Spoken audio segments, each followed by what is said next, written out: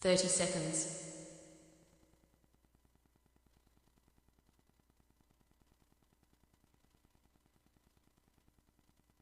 20 seconds.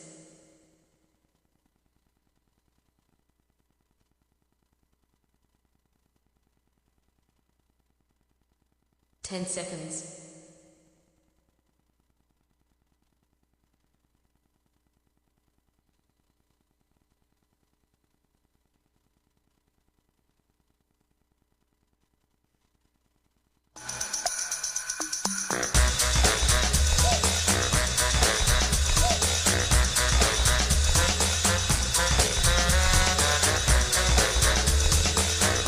Hi, My name's J.C. McCauley. I'm Naisha McCauley, and you're watching AccessTV.org.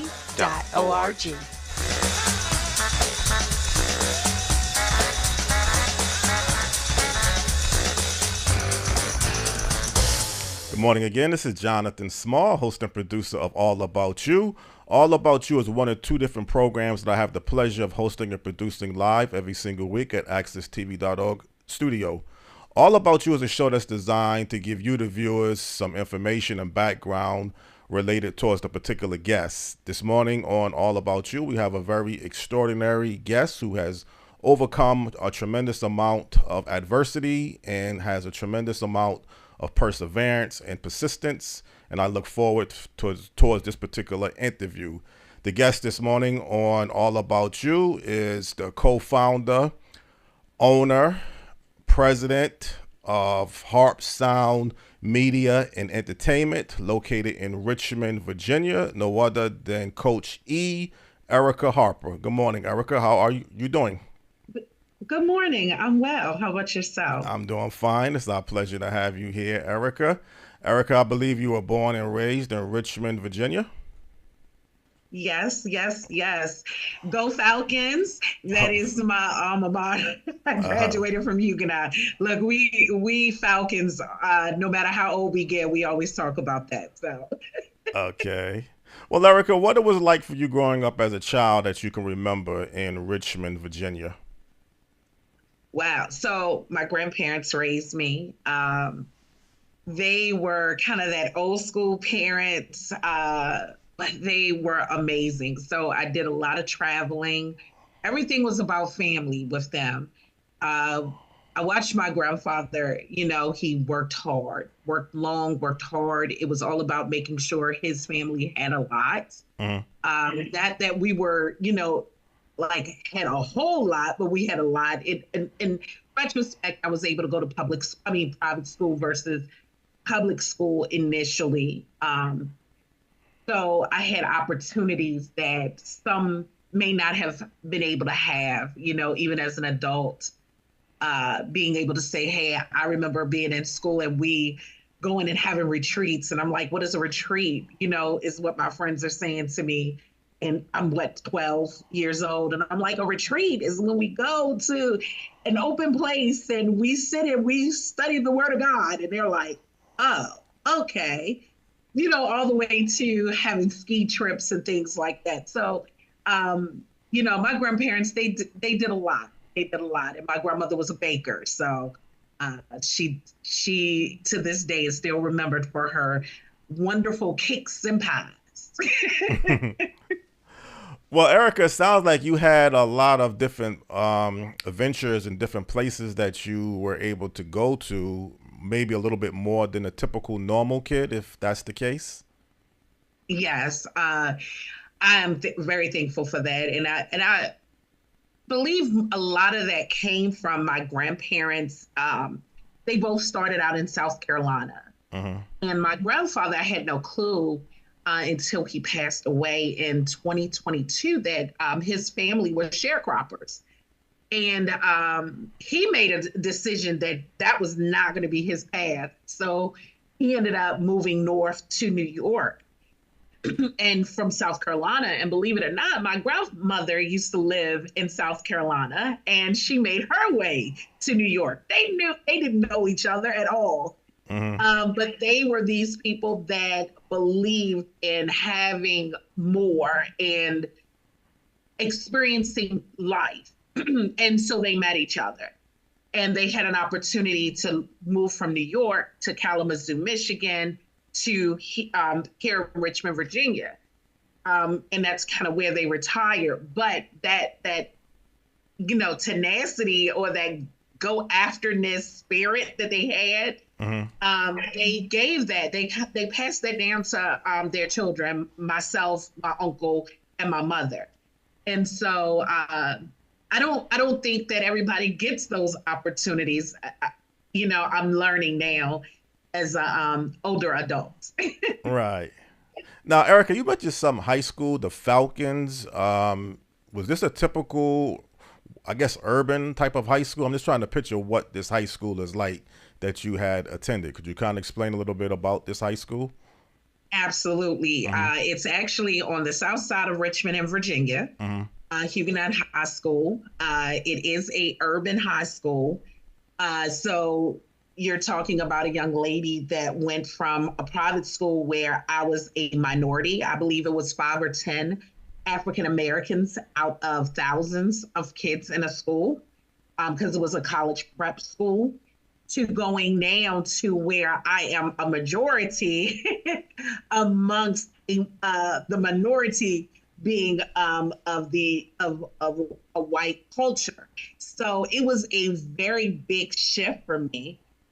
Although I lived in an urban community, everything I did was kind of outside of that community. But I fostered a lot of great relationships within that school that I know that I wouldn't have been able to ascertain outside. And it allowed me to learn more about our culture.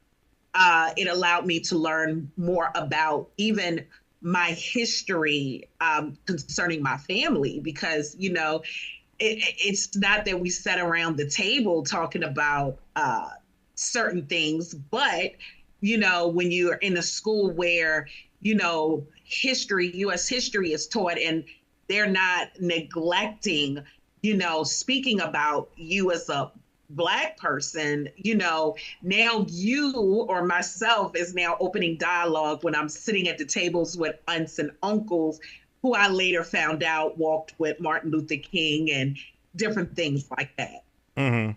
So now when you was in the Falcon High School and you were trying to figure out, what type of courses or what type of direction that you were looking to go into, were you kind of content with wanting to remain in Richmond, Virginia, or did you kind of wanted to go outside of the city and possibly outside of the state after graduating from Falcon High School in Richmond, Virginia?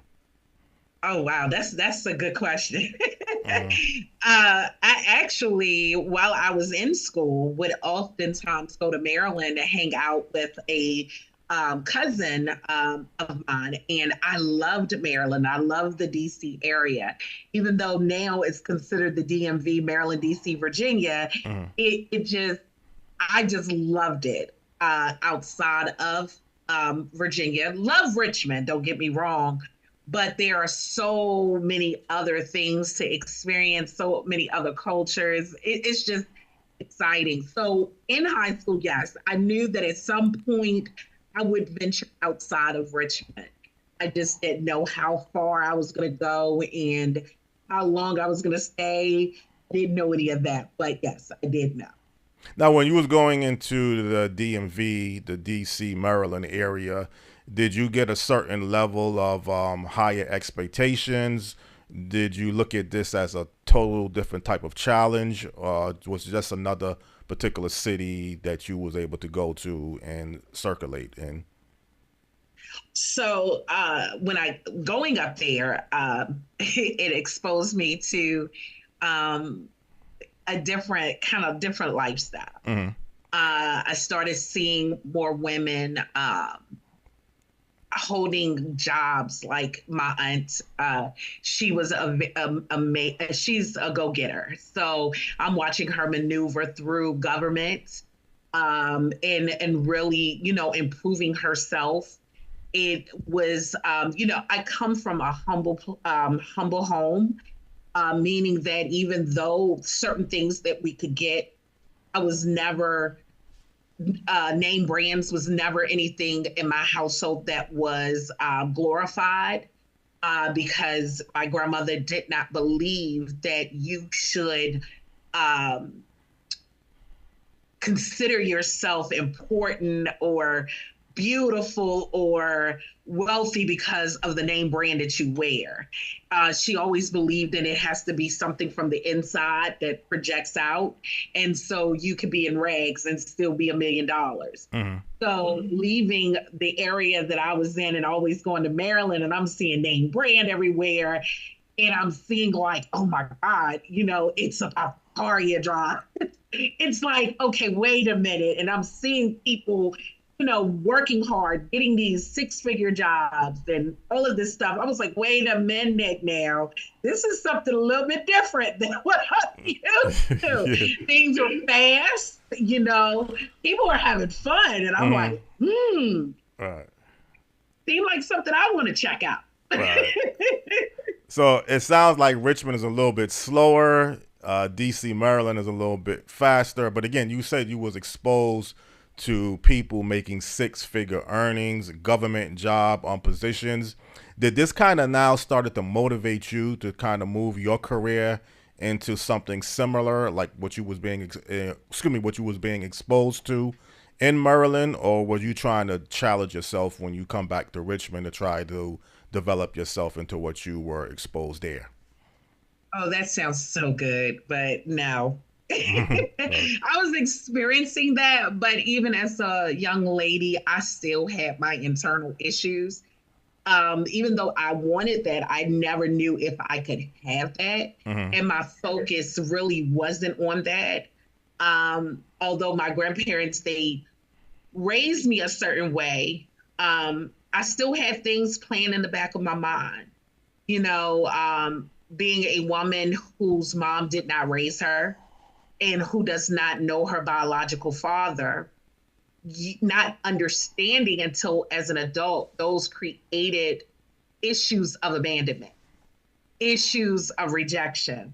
So my focus was on everything but.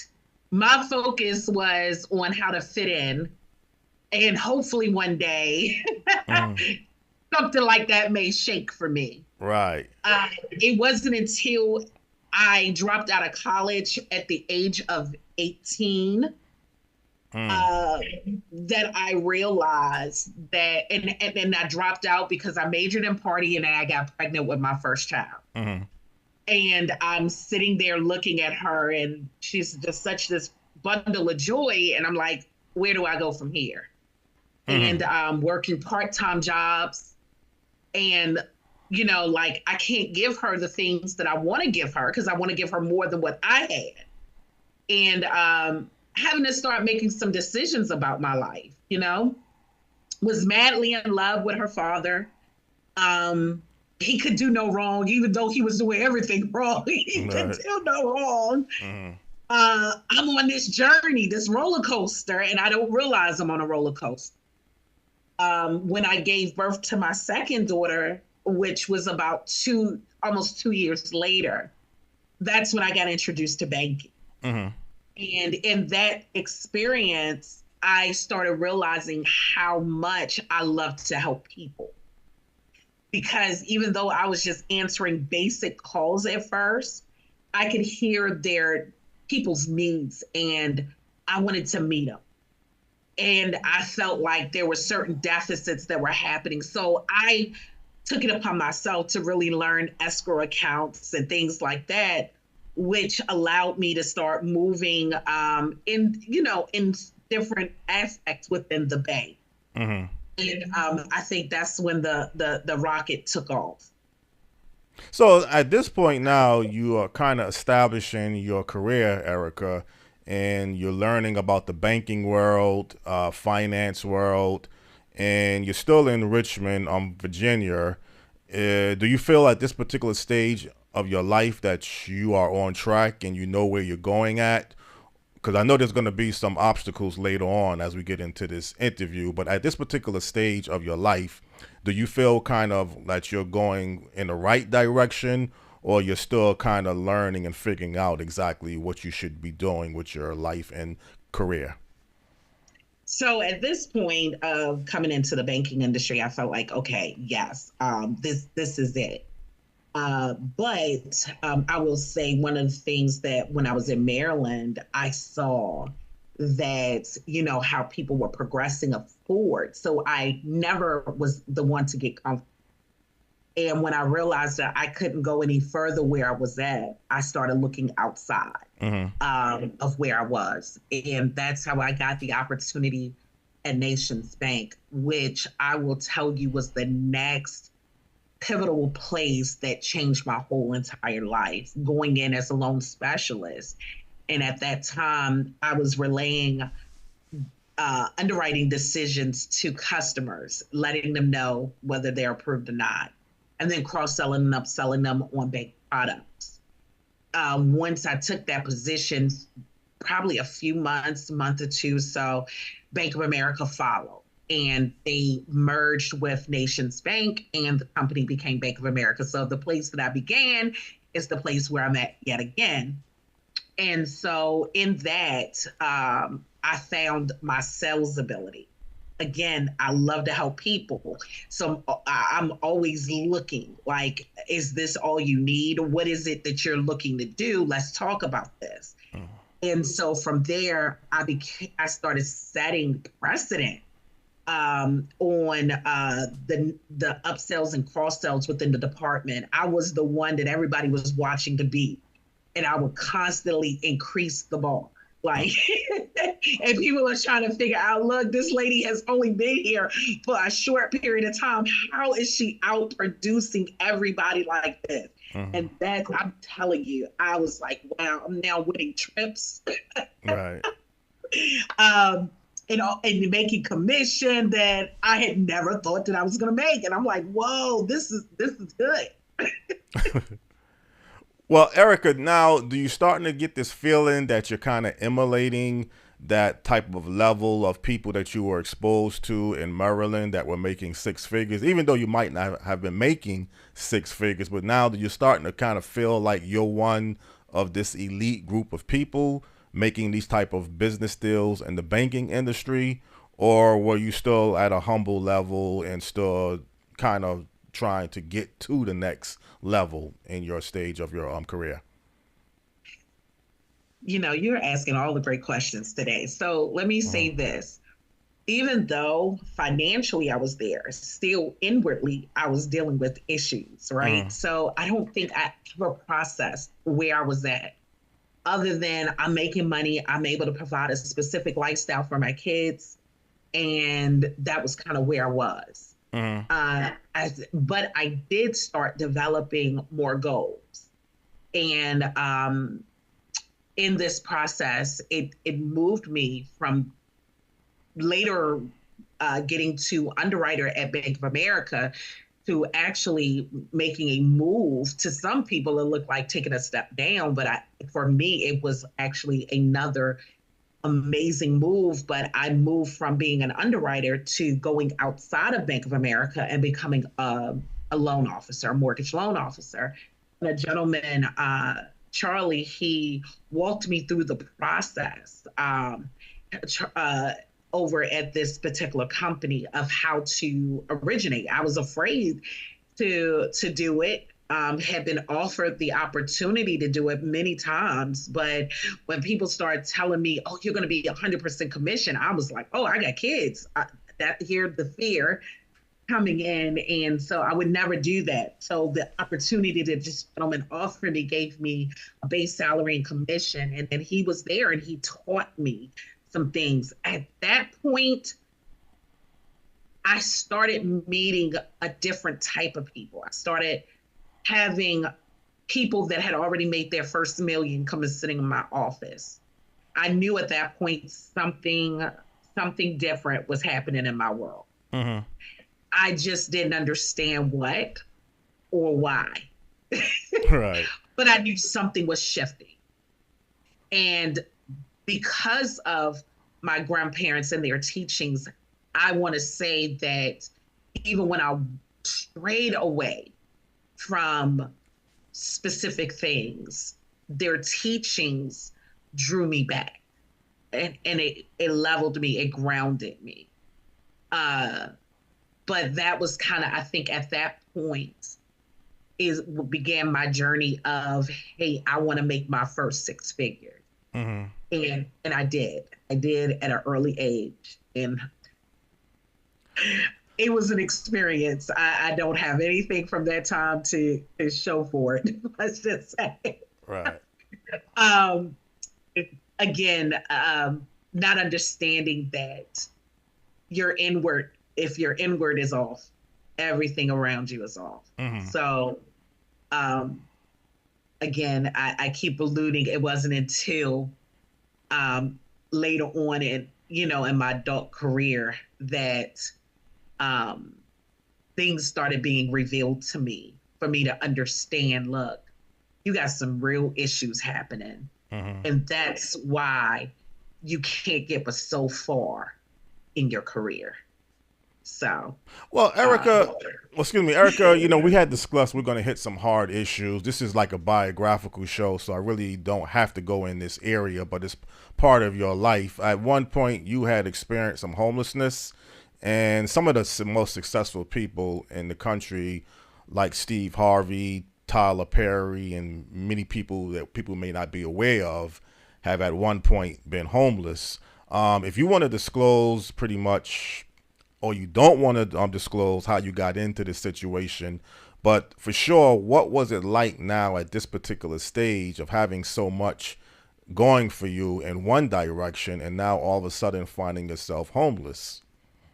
Yeah, mm-hmm. I don't mind at all. Let me tell you, I'm an open book. So I keep coming to the inner things that were going on. Mm-hmm. I had an identity crisis, an identity issue. And even though my grandparents taught me it wasn't about what you wore, what you had, I wanted to feel like I was important. So when I met my children's father, who I later married, I put my whole being inside of him. Mm-hmm. And so when he began his struggles with drugs, it began to affect our family. And so this perfect life that I thought I had started to really crumble. It was already crumbling, but it really crumbled, right? And I'm looking at three kids. And for me, my identity was caught in this man. It was caught in this illusion of what we so-called had, because I never dealt with my internal issues that was going on. So when I said that I was done with the relationship, I prematurely moved into another instead of dealing with those identity things. Mm-hmm. And I got into another relationship with another gentleman, and it fell apart. And when it fell apart, my kids and I had nowhere to go. Mm. We just had nowhere to go. And I had already launched a business. I was helping people get into houses. Like I no one knew what I was going on in my world, because I was still smiling and showing up. And we were hopping from hotel to hotel.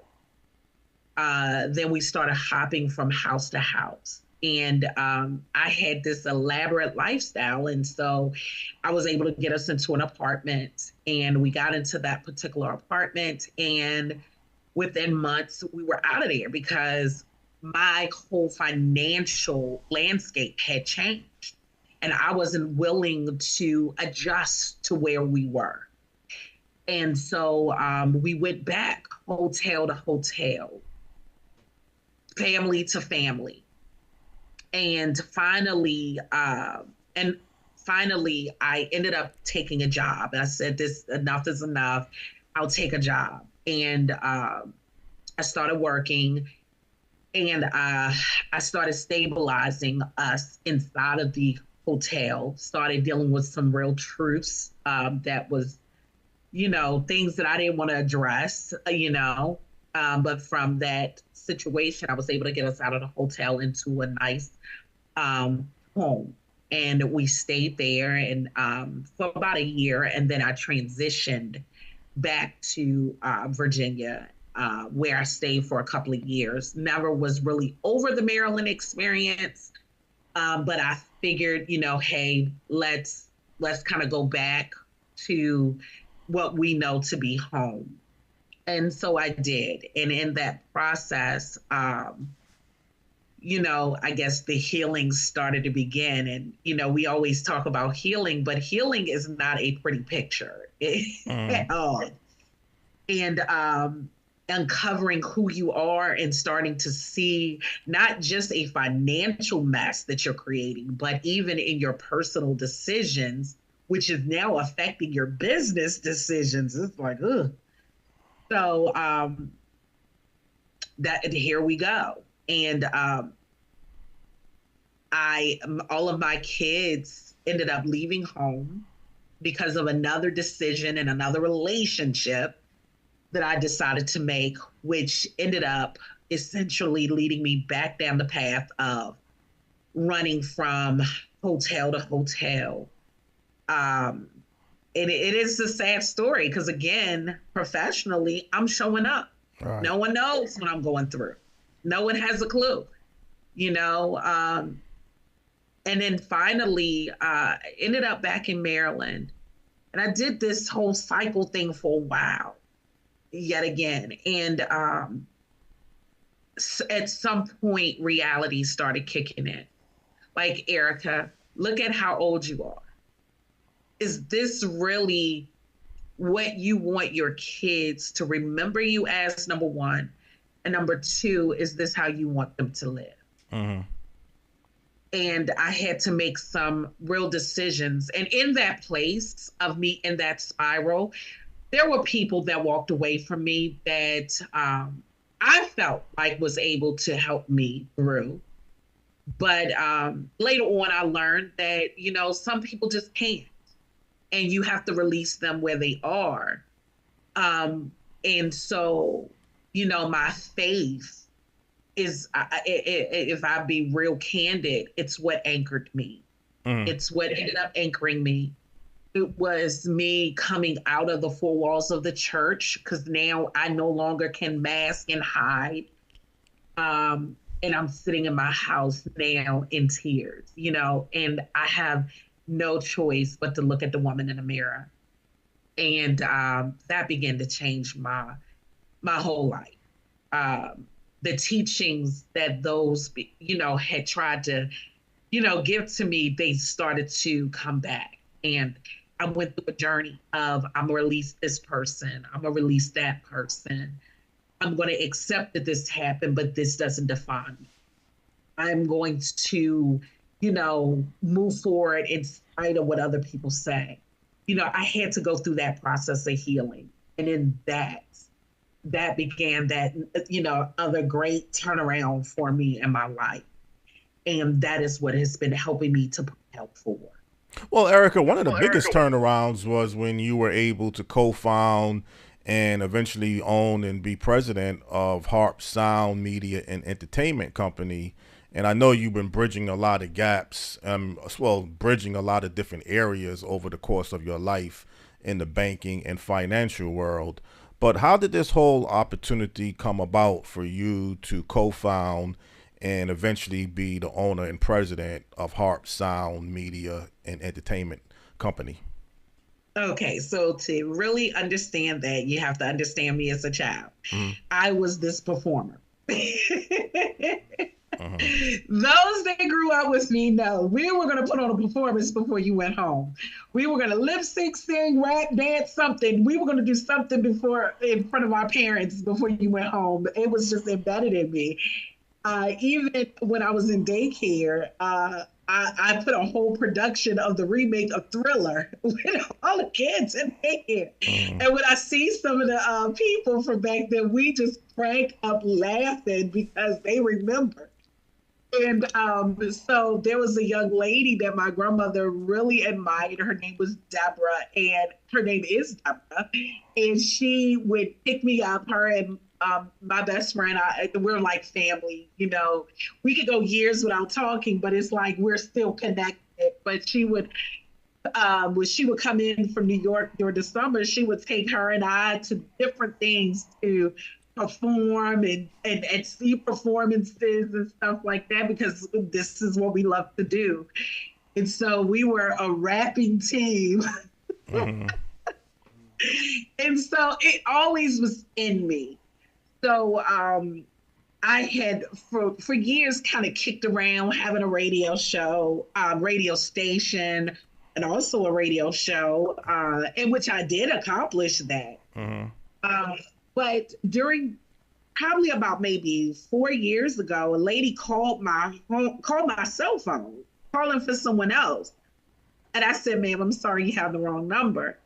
And normally I'll just hang up, but I didn't hang up this time. She kept asking questions, and I was getting a little irritated. I'm gonna be honest. But then something on the inside of me was like, slow your roll.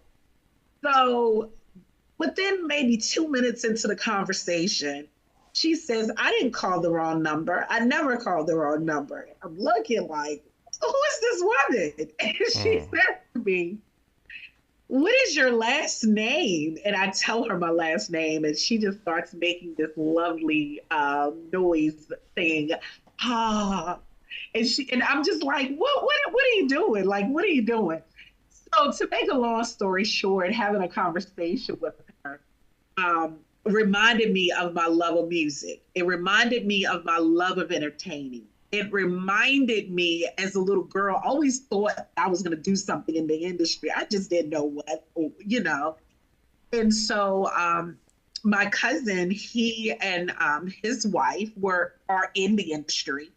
And I reached out to him and I said, hey, you know, my daughter and I are working on this project and I really want to keep it in the family. I'm reaching out to you because I think all three of us could come together and create something that's beautiful. And where our generations could really thrive from it, you know, even when we are gone on. And he was like, you know what? Yeah, I want to be a part of that. And so that's kind of how Harp Sound Media and Entertainment came. His connection already in the industry. My daughter, she was rapping, so she picked up where mommy left off.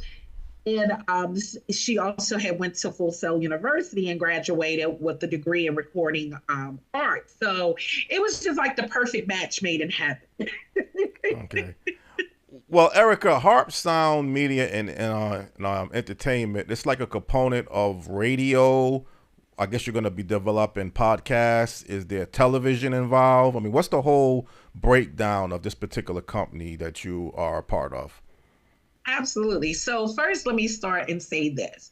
With Harp Sound Media and Entertainment, we didn't want to do what everybody else was doing. Even though we were going to use some of the same tools, we wanted, for me, let me say, when I decided that, okay, let me go ahead and pitch this to everyone, it was because every time I turned on the TV, it was just craziness, you know?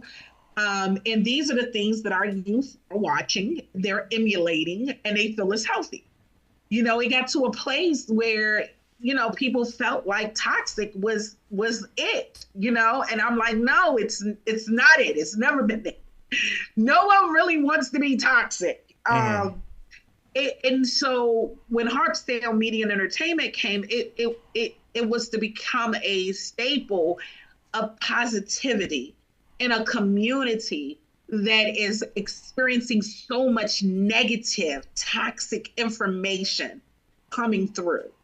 And so we decided that we wanted to not only do podcasts or shows, but we wanted to do radio and TV. So we launched our first project in it, which is Harp Sound Radio, and that launched in April of last year. And so it's been an uphill journey with this because, as you may know, sometimes we get a vision, we think we understand it fully, but it's still evolving. The more you work it continues to evolve. All right. Well, I mean, moving forward with your company, I mean, is this Harp Sound Media and Entertainment, can it be seen online through a social media format, or is it just a local operation in Richmond or the greater Richmond, Virginia area? So right now, the radio is an online radio station. So you can actually go into your Google or your Safari and you can put in Harp Sound Radio, or you could put in Harp Sound Media, um, harpsoundmedia.llc.com/listen, and it'll take you there. Or you could go to some of the platforms like Get Me Radio, I believe Radio FM, I believe. If you have an Android, you can download the app outside of the App Store. So there are different ways. You don't have to be in Virginia to see it. I mean, to listen to it. When we do launch the TV, again, that is going to be the same way. Community doesn't necessarily be where you live at. It's, it's where your impact is. So, yeah. And then again, you're going to still continue with the message of financial education, real estate education is part of your operation, or you're going to branch out into other different areas when you get into when you get into the television side of your operation? It'll go into other areas. So the Coach Talk is the show that I host weekly, and that goes into the business and the finance. However, communities are made up of other businesses. It's made up of families. It's made up of so many different components. And relationship seems to be a hot topic right now, as well as mental health. So we will definitely be diving into some of those things as well when we launch the TV. We want people to be entertained and have fun, but we still want them to be educated and to come into a better understanding or a truth place. Because I think part truth is out here, but it's time for us to get full truth. Full disclosure. Well, tell me something. Do you feel like you are a big fish in Richmond? Because, I mean, if you have this type of operation and it sounds very successful, no doubt about it. But let's just say, for instance, if you was in the D.C., Maryland area and you got TV or Radio 1, big operations like that, you might be considered a small fish in a big pond. But by you being in Richmond, do you feel that mentality or whatever type of structure that you're kind of a big fish in a small pond? Small pond? Not at all. Not at all. Okay. So, not at all. I actually just got back to Virginia probably about a year, maybe a little more than that, almost 2 years ago. So establishing things, really building things up here, has been kind of my focal. One of my mentors, Mike King, I was, partnering with him before the launch of Harp Sound Media officially came forth. And that was such a blessing because he had me on the ESPN network with him doing his segments. So it's, like I said, it's a journey that we're on, and it's exciting. You pray that one day we will be recognized as one of the big boys out here, like TV One and everything. So yes, hopefully soon. But right now, we're at our humble beginnings and we're building. Well, Erica, I always like to try to find a real positive or some type of unique way to end a particular show. And I think you just kind of stated that you're still on a journey and you're hoping to reach that next level. And definitely it was a good, heart warming interview to have with you this morning about your life and career. And I definitely appreciate you being available under short notice. But as I ask every particular guest towards the end of every particular show, if there's anything else about their life or what they're doing that they would like for people to know about, feel free to express yourself. Oh, awesome. Well, like I said, I do have the podcast, Coach Talk. My heart is, like I said, it's always been to help people. And my thing is, if you're looking to start a business, if you're in business and it's just not growing, hey, tune in to Coach Talk. There may be something that you may hear that can jumpstart your business. or even, reaching out to me. It's definitely a thing that I have helped plenty of people that may not have known what they wanted to do to figure it out, to those that had no clue how to make their vision work to actually succeed, and those that was kind of stuck even grow. So, and that's my thing. And I love youth, 15 to 19.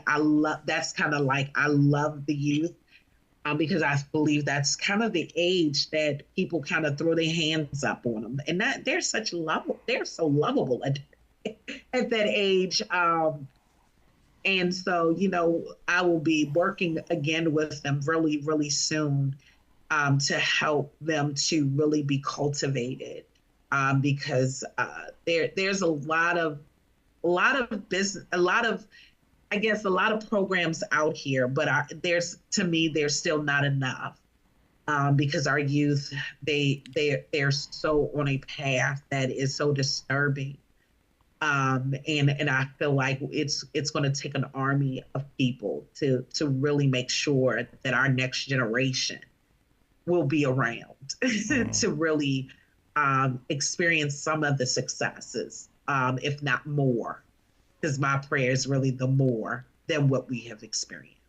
Well, Erica, that's a great way to end this particular segment. Sounds like your heart is definitely in the right place, and sounds like you've kind of gotten that inward side of your life in the right place as well. And I wish you very great blessings and very great things in the very near future. And it was a pleasure to have you as a special guest this morning on the All About You talk show. Thank you so much, Jonathan, for having me. This has been amazing. You're welcome. It definitely comes across. Okay. You take care of yourself, Erica. All right. Thank you. You too. Okay. Bye. Goodbye. Okay, this is Jonathan Small. Just enjoyed hosting this edition of All About You with the special guest. She is the owner, co-founder, and president of Harp Sound Media and Entertainment. And it was a very open, fun, frank conversation with Erica Harper, as she's labeled Coach E. And hopefully for you, the viewers, you were able to pick up something on this particular show that you found very interesting as well. Look forward to being back here next week. We'll be doing another All About You edition for this particular show. And until you see me again, for viewers out there, have a very blessed day and keep the faith. Thank you.